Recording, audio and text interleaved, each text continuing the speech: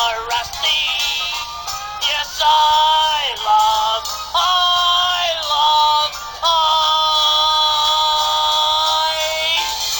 trash. Welcome to another episode of The Bastard Reads. I just got my comic book delivery yesterday, so I'm going to crack into some comics, read them, and tell you what I think of them. The first three are all part of the Punisher line. The first one is Punisher number 8. It's written by Rick Remender with art by Tan Eng Howitt. I hope I said that name right. As far as I know, this doesn't have a title to the run. It's just a continuation of the Punisher hunting down the Hood, who has been put into power in New York by Norman Osborn. So I guess the Hood has obtained some magical powers somewhere along the line. I don't know exactly where he gained them, but I know it wasn't in the Punisher comic. As a means of stopping Frank from hunting him down, the Hood reanimates a whole bunch of former villains. They weren't killed by the Punisher, though, even though the Hood tells them that they were. They were killed by this guy named Scourge back in, I think, the late 80s. I never read the series of what happened during that time, so kind of fuzzy on the details. Suffice to say, a bunch of D-list criminals have been brought back to life to hunt down the Punisher for the Hood. It's an okay story. It really doesn't speak to me all that much. I think I've grown too used to Garth Ennis's approach to the Punisher, so this storyline comes across as a really cartoony for me. It also seems like this storyline is dragging pretty slowly. I realize that the Punisher can't kill the Hood, but I would expect this storyline to be over already. The artwork is pretty average and uninspiring, really nothing special going on in this comic. I just can't recommend this one. The next comic I'm going to look at is Frank Castle, The Punisher, number 73. This is written by Victor Gischler with art by Goran Parlov. This is part 3 of Welcome to the Bayou. The storyline is that Frank is transporting human cargo from Houston to New Orleans, but towards the end of his transport, he gets sidetracked by helping out some partying teens who get, I guess, kidnapped by these backwater family members. Think of it as a really violent transporter meets the Texas Chainsaw Massacre. That's relatively what this story is about. It looks like there's 5 parts to this. I think that's way too many parts. I think it could have been done in a 3-part story. It's just way too drawn out. Also, I really can't see Frank Castle as being a human transporter. I don't remember exactly why he's doing it. I just can't really buy it. The artist looks like he's the biggest fan of Steve Dillon, which isn't a bad thing, but I would hope he would develop his own style instead of copying someone else. It's an adequate story, but I like Frank in New York. He belongs there. Again, I can't really recommend this unless you're a big Punisher fan. The final Punisher comic is Punisher Noir number 1. This is written by Frank Thierry with artwork by Paul Azaceta. Hope I said that name right. This comic sets up what all of the Noir series have done. What would happen if Insert Your Character Here was around during the 1920s? So instead of being in the Vietnam War, Frank Castle was in World War I. But they also throw you a curveball and Frank's wife dies and he is left to raise his son alone, which I think is a nice little spin on things. My only fear is that people are going to draw parallels to this and Road to Perdition, which I can kind of see. They're set in the same era.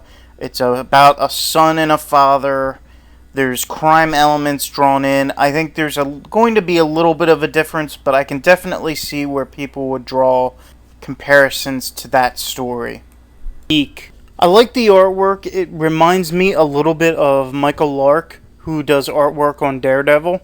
Again, this is just another comic that I really can't recommend you pick up unless you're a really huge Punisher fan. I'd also like to say that the Punisher does not need 2 ongoing series a month. I realize that they're catering one to an adult section and one to kids, teen section. But it's my opinion that the Punisher has always been an adult-themed character. He's not somebody the kids should be looking up to in the first place. He kills people, you know? The one saving grace is that the regular Punisher, the kids version, is only $3 instead of $4, which the other two comics were. It kind of feels like a ripoff, and I doubt I'll be ordering these comics for much longer. Next up, I'm going to look at Transformers All Hail Megatron number 13 and 14. These are two bizarre issues. The main story ended in issue 12, but they decided to make this an ongoing series instead of a limited series. But instead of picking up where 12 left off, we get 4 little short stories similar to the spotlights that they put out. The first story, Old Ways, is written by Simon Furman with art by Don Figueroa, and centers around Ironhide being tired of fighting and kind of getting a pep talk from Optimus Prime about sticking around. It's a nice little story, and it shows how sometimes veterans of major wars can feel kind of useless once the battle is over. The second story, Uneasy Lies the Head, is written by Mike Costa with art by Chi Yang Ong. The story centers around Starscream and him trying to convince the other Decepticons that he deserves to be leader now that Megatron is all but dead. The third story is Replay, written by Shane McCarthy with art by Emiliano Santalucia. This one centers around Sunstreaker and all of the drama that he's had for the past 12 issues. And the last story, Rebirth, is written by Andy Schmidt with art by Andrew Griffith. In this one, Galvatron brings Scourge and all of his swoops back to life and convinces them and Cyclonus to follow him on some kind of weird Decepticon quest. All 4 stories are adequate. They're nice little bite-sized stories, but there's really nothing going on here. It's all character development, and it really feels like these were last-minute stories thrown together just to continue this series. I don't understand why they're still calling it All Hail Megatron. Honestly, this should have stopped at issue 12, and they should have just done these in spotlights or made a new series. If you have the other 12 issues, or if you've been following everything that's been going on in all of the Transformer books, I recommend you pick these up, but if you're looking for a jump-on point, this is definitely not the place to do it. The art is pretty hit or miss. Of my favorite, Andrew Griffith, the guy who does the artwork on the last story, is my favorite. I just love the colors, and I like the way that he draws. The next comic I'm going to look at is The Warriors Jailbreak number 1. This is put out by DeBell Brothers Publishing. It's written by Eric Hendrickson with art by Herb Apon and Todd Herman. I'm going to tell you right now, if you've seen the movie and you love the movie, you're going to love this comic. I was just giddy with excitement with every page that I turned. I have the movie and I watch it all the time.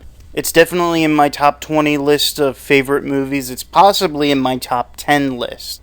The writing is very fresh, very crisp. I can almost hear the characters saying what is written down on the page. The artwork is okay. It's a bit cartoony, and it's very dark. I don't mean the material is dark. The artwork is very dark. Whoever inked this probably should have used lighter colors. Granted, the nighttime scenes look like they're nighttime scenes, but it's almost hard to discern what's going on, and that just takes away from the story in my eyes. It's a sequel to the movie and almost picks up right where the movie left off. I really recommend this. If you love the movie, you're going to love this issue. It's only a limited series, 4 issues, but I hope they put out a regular series. I also got a Baseball Furies poster coming to me. Hasn't shown up yet, but I can't wait to get it. This comic comes highly recommended.